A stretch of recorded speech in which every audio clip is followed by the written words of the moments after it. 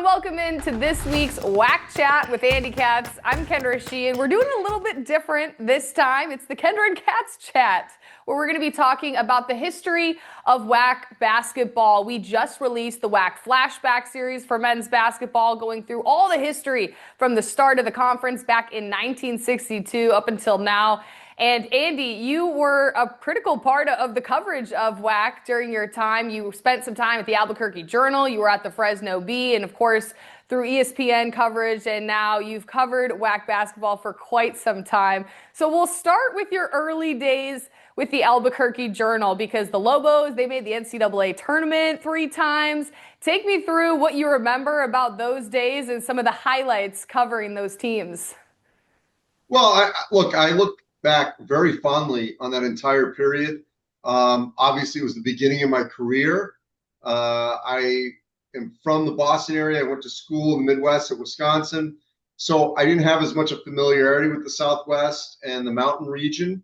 So I have such great fondness and memories, certainly of those first few years. But on the court, I mean, first of all, think about some of the coaches that I interacted with. The Bear, Don Haskins, arguably coached one of the greatest wins in NCAA tournament history when he was the head coach of what then was known as Texas Western, then became UTEP. And so I got a chance to cover Don Haskins toward the end of his career. I really look back and think about my time and interacting with Rick Majerus, who I really credit for introducing me to a lot of the people in the game, certainly out west. So many different meals with him. He just knew everybody in the game that would come through Salt Lake. A lot of the NBA guys would be there for the Jazz. And the rivalries between Utah and BYU were some of the best that I can remember covering at the Huntsman Center, the Delta Center, the Marriott Center. Obviously, my fondness for the Pit still resonates today. I think it's still one of the most underappreciated arenas in the country. And then, you've got the mountain range of Colorado. Well, when Reggie Minton was at Air Force and Colorado State had Boyd Grant and then Stu Morrill. And then in Wyoming, you had Benny Dees, and he had some characters come through there. And, I remember the WAC tournament was once in Laramie, believe it or not. We were freezing, but we were there for a week. And you can't replicate that. And then, as good as San Diego State is now, I remember San Diego State when they were playing at the old sports arena, which is probably best known as being the venue and Almost Famous, that they used, as the concert venue. And then the other thing that is really, I have such great fondness for is Hawaii. I've been very fortunate that I've been to Hawaii probably like 14 times, in large part because of the WAC. This is back in an era where we covered everywhere home and road. And I went to Hawaii every year. And it was a great road trip from San Diego State to Hawaii, whether it was with Albuquerque, with the Journal, with New Mexico, or with Fresno State. Still close to a number of different people today from that Hawaii era when Riley Wallace was coaching, which, by the way, Jamie Dixon was on that staff, who's obviously had a great career as a head coach at Pitt and now TCU. So I don't know. I just think so many great things. And that's all before, by the way, it became a 16-team WAC when you added in TCU and SMU and Tulsa, with Billy Tubbs and Bill Self at Tulsa. So I just love that era. And, it's going to be, it's gone, but it really, I look at it as sort of my formative years covering the sport.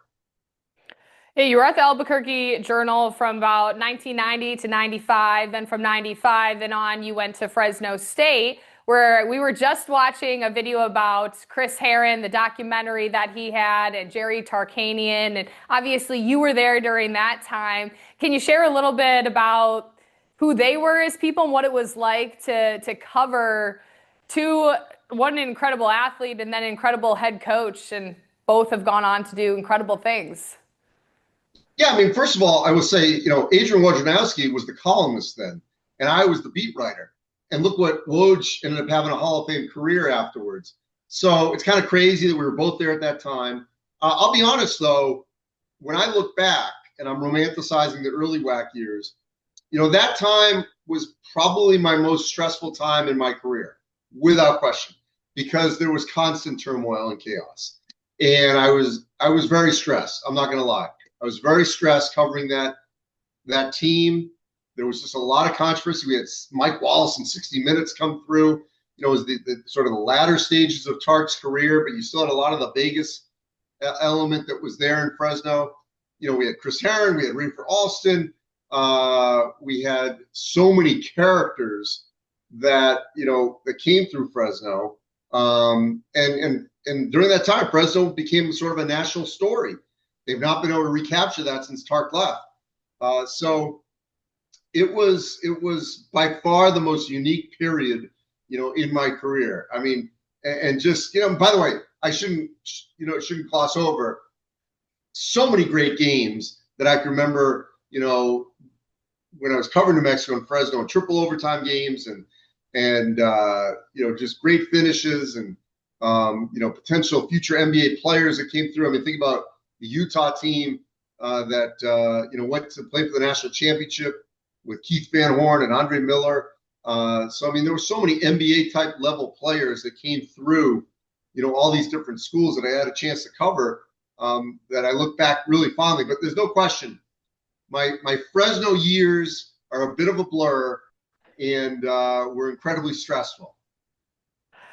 Well, obviously, I mean, yeah, a ton going on during that time period, and as a young journalist, and your second job, just trying to find a way. What did you learn about yourself during that time that now you carry with you as you cover other athletes and other conferences, and learn to have to manage that stress and somehow find a way to get the story out in the correct manner?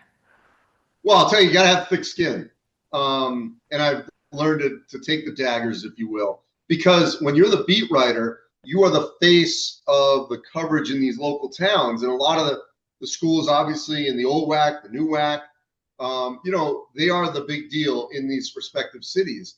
And so you have to walk this fine line of covering the team while also, if there's controversy, dealing with that, but not alienating the people that you're covering. And so that was a tricky path at times, certainly in Fresno, because I still had to talk to Tark. I still had to get information from him. People still wanted to hear from him. He had a lot of loyalists. And so yet a lot of chaos was happening. So it was hard to navigate and balance all that, and know that when you cover a team that's very local, when you go to the supermarket or the movies or what have you, or out to eat, that was an era where everyone is reading everything you're doing. I was doing television sort of locally after the games and their post-game shows. So everyone's watching. And it was also eye-opening for me because I didn't get in this to be sort of, a nationally known journalist or what have you, but it became hyper-local where everyone knew who I was. And that was something I wasn't used to at the time. And because you're covering, in Albuquerque, UNM is it, in Fresno State is it. And so that was another sort of eye-opening experience. But I would say that I still to this day, the way I covered as a beat writer, always being fair and balanced and never rushing a story, making sure it's multiple source, that I wouldn't trade for anything. I feel like, that those years as a beat writer sort of sharpened my skills as a journalist for the rest of my career. And I wouldn't change how I sort of learned on the fly in this business. You also got to cover so many great WAC basketball players. You mentioned some of them: Keith Van Horn, Melvin Ely. If you had to pick one that was your favorite throughout the interactions that you had, could you pick one and explain why? Wow, that's a tough. I don't think I've ever been asked that.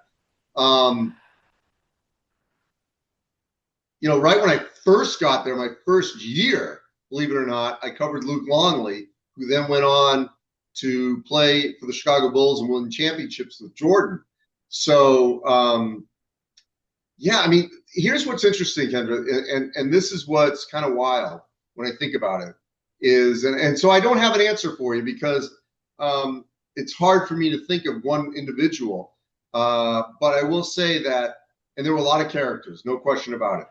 But when I was covering them, and I would say this to young journalists today, is I definitely made mistakes, no question about it.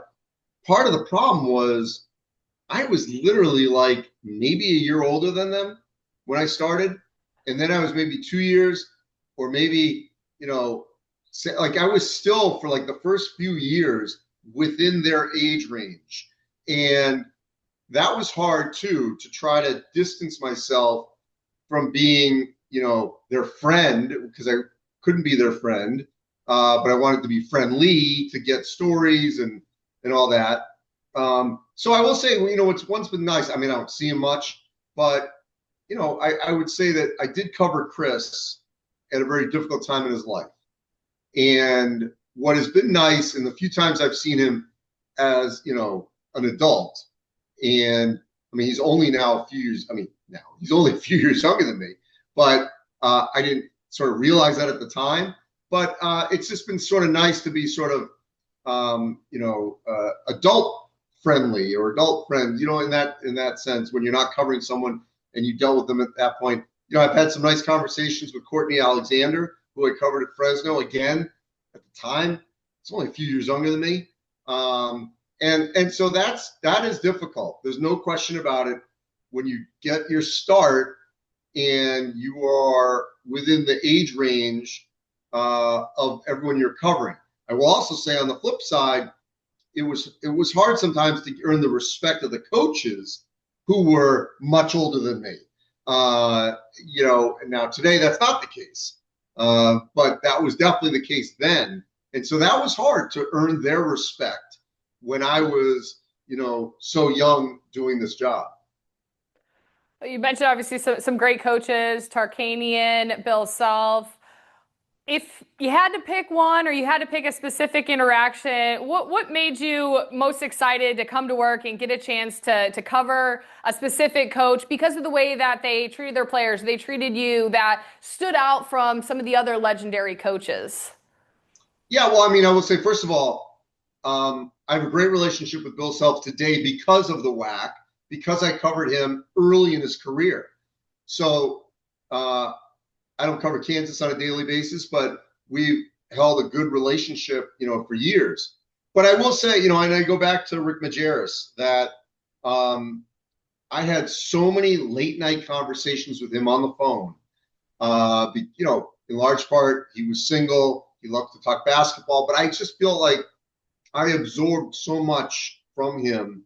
And he was a very complicated person, no question about it. He was polarizing.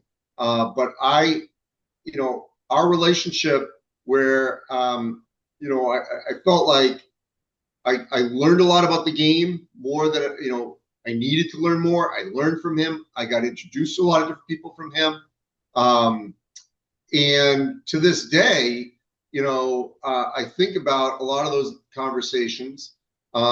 His former assistants, I'll come across them. We'll talk about it. The way he, scouted teams, his intensity. So I think back to that era, and I don't want to say I romanticize about it, but I just think that it was definitely a needed education for me in this profession, in the sport. By the way, also I would say it was critical. I had great relationships with the staff at the WAC. Carl Benson and I are still good friends. Jeff Hurd worked for Carl, ultimately became commissioner. There were so many different people that, during that time, people, that I met, and, Steve Karp, who covered UNLV for a long time, just Ed Graney, who covered San Diego State and now still covers UNLV. So there's so many different writers, staff members, SIDs that are sort of like when I covered Colorado State in the NCAA tournament last year, and there I see Gary Ozello, who used to be the SID at Colorado State. So all these different people that I did cover that have maintained these relationships that I felt like helped me at the time. Just good people that I thought sort of got overlooked. You know, they always say the Mountain Time Zone is the time zone that people forget about. And, you know, I would not trade. I mean, that time in my life, in my career, it was definitely an education for me, but, you know, a fascinating one. And I think one that shaped who I am today. Well, Andy, we appreciate your perspective on covering the WAC back in the day. It was so fun to put together the WAC men's basketball flashback and go through the rich history that is the WAC. And so we do appreciate it. Thank you so much. And we'll get back to regular scheduled programming next week where you'll be the star. Appreciate you. Thank you, Kendra.